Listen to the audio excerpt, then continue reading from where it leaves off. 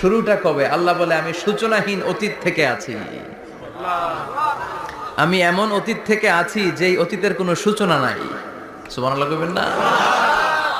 আবার আমি সীমাহীন ভবিষ্যৎ পর্যন্ত থাকবো। সুবহানাল্লাহ পড়েন। এমন ভবিষ্যৎ যেটা সীমা নাই, এমন অতীত যেটা শুরু হয় নাই, তিনি হচ্ছেন আল্লাহ। চিল্লায় বলেন তিনি কে? এজন্য আমরা বলি রাদিতু বিল্লাহি রাব্বা, রব হিসেবে আল্লাহ তোমারে পেয়ে আমরা খুশি। এজন্য আমাদের ইবাদতের সব জায়গায় এই রবের নামের গুণগান আছে না নাই?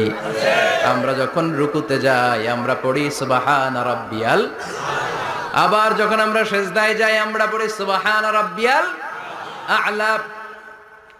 রুকুতে গেলে সুবহানা রাব্বিয়াল আযীম, আবার যখন সিজদায় যাই তখন আমরা পড়ি সুবহানা রাব্বিয়াল আ'লা। আবার কবরের জীবন যখন আমরা শুরু করে দিব, কবরের প্রথম